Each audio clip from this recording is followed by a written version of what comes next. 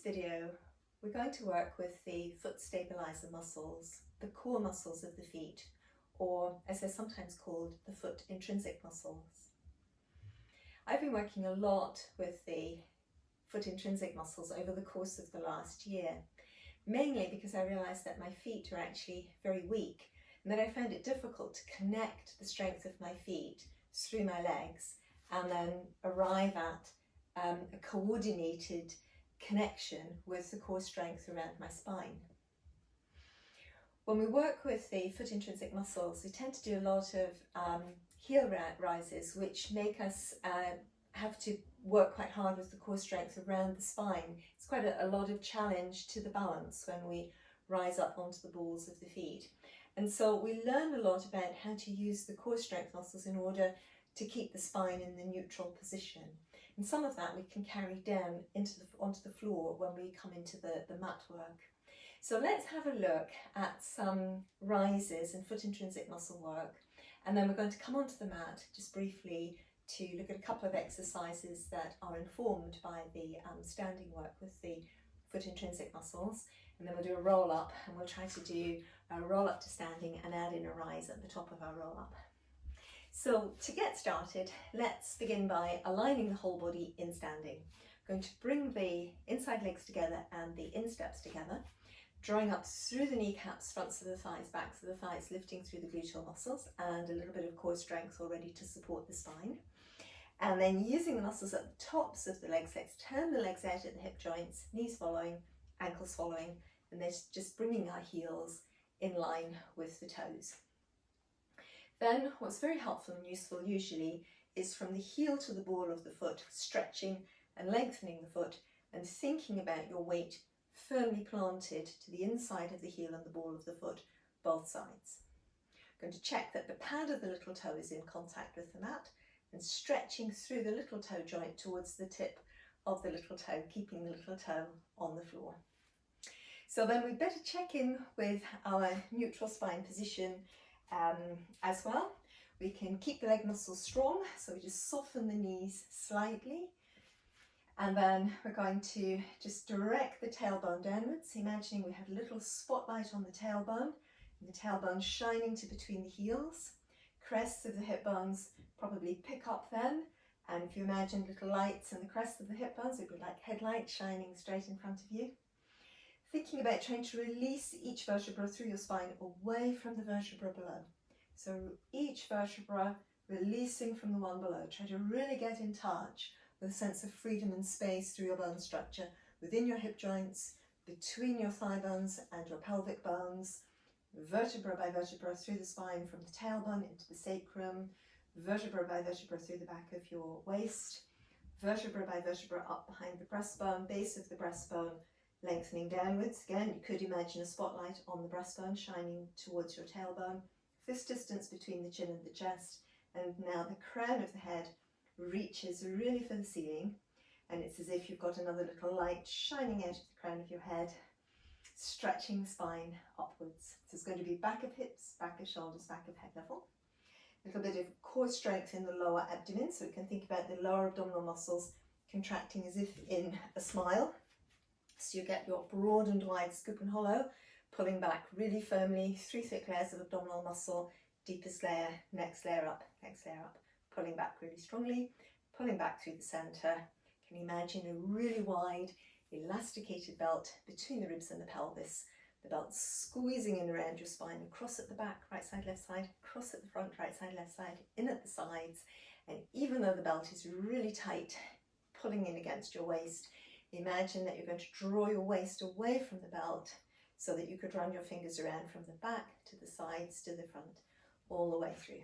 So ribs tapering in a little bit, and then that weight between the heel and the ball of the foot as even as you can, drawing up through the thigh muscles at the front and at the back, and we're going to work into the muscles in the back of the thigh to come into a little Pilates plie squat. So we draw down, breathing in, we squeeze back up, lifting up, squeeze the ribs in, squeeze the waist in, using your abdominal strength in the lower abdomen, pulling up through your gluteal muscles, through the low glutes, front and back of thighs.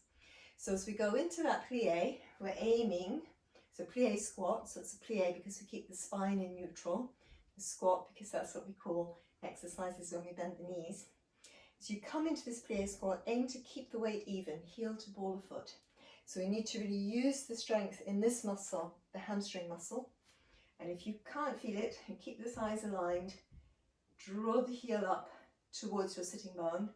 So as we shorten the angle at the back of the knee and bring the heel towards the sitting bone, we feel the muscles contracting in the back of the leg. So as well, when we go into this plie squat, we feel that the angle between the heel and the sitting bone is closing, and we can do that by activating that same muscle. Squeezing coming out, ribs taper in, waist lifts itself, smile in the lower abdomen, pulling up through the kneecaps, fronts of the thighs, trying to keep the weight really even between the heels and the balls of the feet. So let's just work through another 4 like this. So breathing in, breathing out, breathing in, breathing out, breathing in, keeping the spine really lifting up out of the hips all the time, and drawing through, tailbone diving down, spotlight between the heels, crown of the head spotlight in the opposite direction, little headlights, belt truly squeezed in, broad and wide, scoop and hollow. So we're going to think about now coming into a rise. We need to keep the weight rolling into the ball of the foot and the base of the big toe, and we rise and then lower. We need to avoid the tendency to just push into the structure of the foot, but to actually distribute the work through the whole of the body and the muscles of the feet, rather than push into the bone structure of the foot. Really use the muscles around the foot. So we keep stretching into the base of the big toe joint, the instep stays down, trying to get a direct lift from the heel up through the center of the calf, through the arch of the foot into the calf muscles. And as we're lowering, keep your gluteal muscles really drawing up. So we're lifting heel, center of the calf arch. We need to pull up through our kneecaps, pull up through the fronts of the thighs, and really lift again into the hamstrings. So from the heels right up into this part of the muscle in the back of the leg, you're aiming to get lots and lots of lift and pull. Now what's very key in a rise is the muscles just here to the tops of the insides of your knees. So try to keep pulling up kneecaps and the muscles just to the tops of the insides of the knees. Now the other thing that can often happen, I was talking about that the rise is very instructive for the core strength. What often happens is people push a lot into the arch of the foot and then a lot into the arch of the small of the back. Whereas we're going to try and lift the trunk of the body as a unit. So really picking up the pelvic strength with our broad and wide scoop and hollow in the lower abdomen, using the gluteal muscles and the low glutes at the back and the sides and the tops of the legs. And lowering, come down, keep the gluteal muscles and the low glutes working, and those muscles to the insides of your knees. So it's that powerful lift up through the center of the heel, calf, pulling up through the kneecaps, insides of the knees, front and back of thighs, glutes and low glutes. Keeping the breastbone lengthening down and away, so the base of the breastbone keeps shining that little spotlight to your tailbone. And then you've got the spotlight still going directly away from one another, tailbone and crown of head. We're going to try and combine the rise with the plie. So again, keeping that strength going through the back of the leg, squeezing the ribs in, squeezing the waist in, and your smile. Pull up through the gluteal muscles, pull up through the thighs, front and back knees, hamstrings, working center through the heel, and lifting in the arch of the foot, feeling the muscles there as well. Connect into your calf and through into your rise. So keep going. Let's do 4 more like this. Weight staying the same, heel to ball of foot. Squeezing back up, lift with your ribs, waist, lower abdominal strength, glutes, low glutes, front and back of thighs, lifting through the foot muscles, center of the heel, calf, and really connecting your calf muscles directly up into the hamstrings. That's it, good. down, through, and squeeze, core strength, working really hard here as well as we rise. Keep the base of the breastbone lengthening away from the face. Breathing in, breathing out. So the last couple to go here. And then a last one's going to come through. Lots of strength still in the back of your leg. Squeeze through and rise. It can be quite tricky sometimes. And coming down, and then the plie. So we're going to go down into the plie. And we're going to work now on the rises holding the plie. So in this position, of course, when we raise the heel in the plie, of course, we bring the weight into the front of the foot. Now it's important as we do that we avoid the knees going forward. So again, it's not just push into the foot, so the knees shove forwards. It's heel, lift into the calf, arch of the foot, connect the muscles of the arch of the foot into your calf strength, and then lower. And when we're doing this, it's very important that we keep the weight to the ball of the foot and avoiding just letting the feet roll outwards. So you need to lift up, keeping the ankles and the knees parallel and lowering.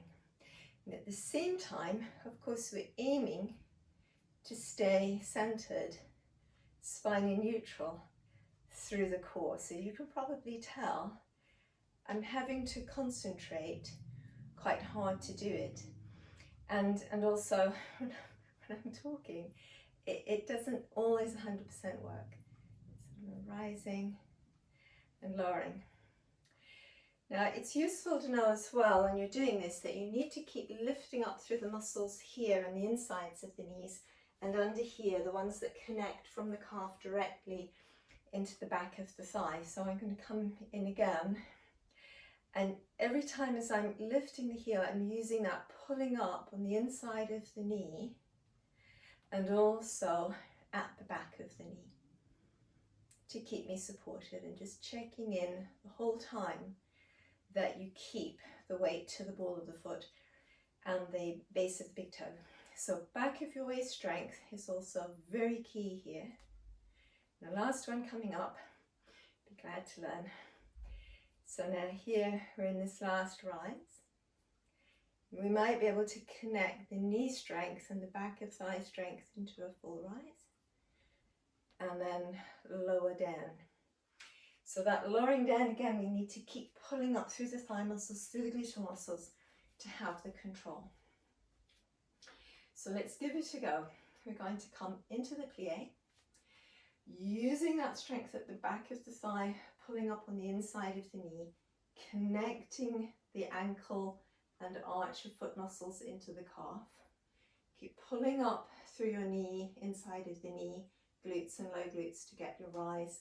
Coming down, hold on strong, keep the breastbone lengthening away from the face. You're coming into your plie, spread the foot, stretch into your little toe, and then again you lift, center of your heel, calf, arch into the calf muscles, pull up around the inside of the knee, the back of the knee, rise, glutes need to work, and lower.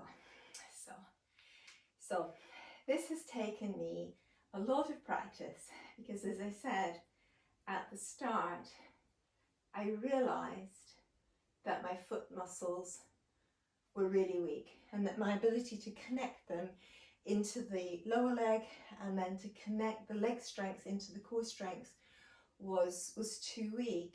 I had lots of strength going in the opposite direction, core into legs and downwards, lying on the mat, doing those mat work practices, but with this type of work it was a lot harder. So let's do one more. might be my limit despite lots of practice. Coming into that plie, and again foot to back of heel to back of calf, arch to inside of calf, pulling up low abs, glutes, inside legs, backs of thighs, and lowering. And that might be enough of all of that, and then just shaking the legs in. And the good news is that your feet will gradually get stronger. They won't probably get stronger if in the rises you're letting the feet roll out. It's very important to keep the legs aligned, to build the strength up in alignment, because otherwise some muscles would be overstretching and weakening the feet and the ankles. But let's come down to the mat. I was talking about this, that we can sometimes usefully use the foot and lower leg practice in the mat work practice. So we just come down to the floor and let's set up our neutral spine, so we can just lengthen the pelvis away from the ribs. Let the weight of the hips come down to the mat, broadening out right side, left side. You can lift up through the ribs and the shoulders, just lengthen the waist out of the hips and bringing the ribs and the shoulders back down to the mat, right side, left side. Even weight, supporting the head with the hands and lengthening the neck from between the shoulder blades into the crown. So here as well, we can bring the insteps and the inside legs together, flex the feet at the ankles, let the feet rotate so the toes turn outwards a little, and then just bring your heels in line with the toes. Let's check in with our neutral spine here. So base of the spine, little spotlight on the tailbone shining to between the heels, crest of the hip bones, little spotlights shining to the ceiling, space at the back of the waist between the spine and the floor, spine through the back of the rib cage in contact with the mat, breastbone lengthening away from the face above the spine, sense of the spine in the back of the rib cage lengthening into the spine in the back of the neck, which is a lengthening into the crown of the head, fist distance between the chin and the chest, and front of the chin level to the ceiling. So some core strength in the lower abdomen. We can just think about scoop and hollow. So we can create this little diamond shape, thumbs on the navel, index fingers to the pubic bone, heels of the hands on the crest of the hip bones. We dive down 3 thick layers of abdominal strength, pulling away close to the crest of the hip bones, and then drawing the navel away from the thumbs and hollowing the lower abdomen away from the pubic bone. Let's imagine fastening the belt. Again, we can just imagine the elasticated belt squeezing in around the waist nice and strongly across at the back, right side, left side, across at the front, right side, left side, in at the sides. Belt super strong and tight, but we're still going to squeeze our waist away from this tight belt. So ribs tapering into the spine, breastbone and spine sort of drawing towards each other. Now with the knee float or the knee fold or the tabletop position, people often find it actually quite difficult to flow the position, letting the leg travel up as one unit in one shape and travel back down in one shape. Often the angle at the back of the knee moves. What I find is quite helpful is when I think in terms of just rolling through the foot, like we've been practicing in standing. You get this sense of lifting from the heel into the calf, through the arch into the calf, and then just let the leg follow through, lifting at the hip. So it's crown, sacrum, tailbone long, squeeze the ribs and squeeze the waist and feel the effort of the movement begin in the waist and the lower abdomen, but you just peel the foot away, and that sense of peeling the foot away tends to bring the strength into the leg in such a way as it lifts without too much activation from the front. So a lot of the time people bringing the leg up, it's all from the front. But we're aiming to go through the depth of the center of the body. And again, the core strength around the spine should connect into the leg stabilizer muscles and also the foot stabilizer muscles. So it makes sense that if we really work the foot in that way, of course we don't have the weight going through the foot, but if we work that action that we had going through the foot in standing to do the rises, that we may feel a benefit in the connection, core, through the limb into the foot, and actually be able to maintain that shape in the leg all the way up, all the way down. So usual breath pattern here in a knee float position. Breathe out to float in, breathe in to hold, breathe out to lower, breathe in to prepare, breathe out to float, and breathe in to lower. Shall we do one more to each side, just for good measure. So again, core, ribs, waist, lengthening the spine in the center of the depth of the core, peeling the foot away, just let the leg travel up. Once again, breathing out, let the leg flow down. And again, you can just roll through the foot back to the mat.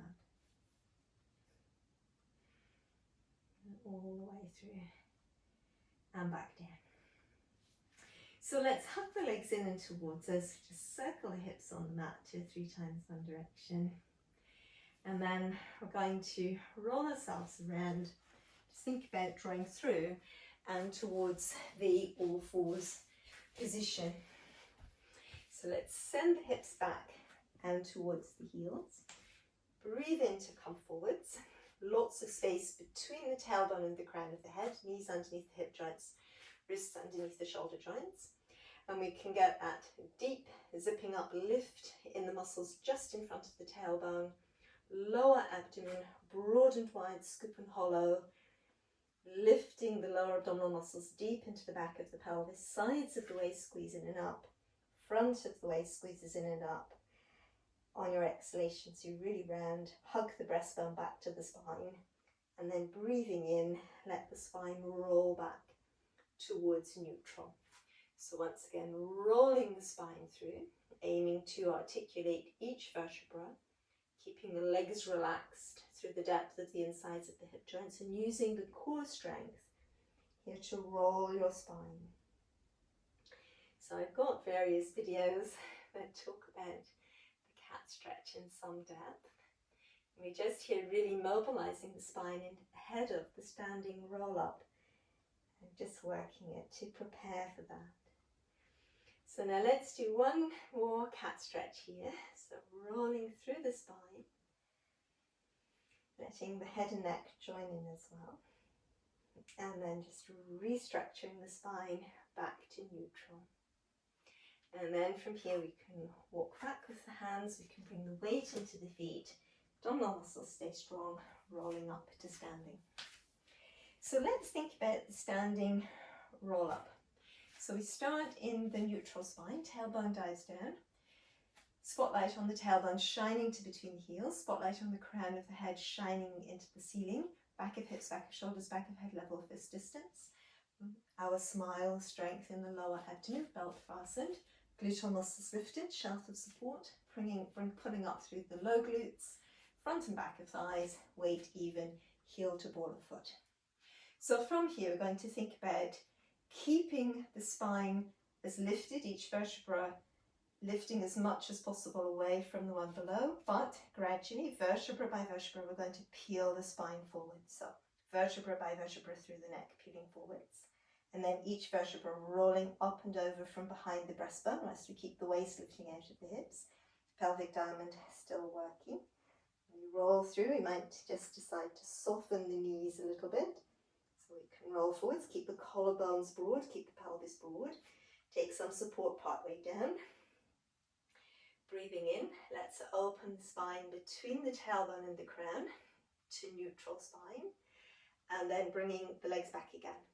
So once again, we're going to, as quickly as possible, direct the tailbone so that the spotlight shines to between the heels. Use lots of strength in the lower abdomen. Back of the waist quickly squeezing in. Glutes, slow glutes working. Shoulder blades wide and moving down the back. We've got up into standing again. Are we able to, from here, come into our rise? And then lower, holding on to the core strength.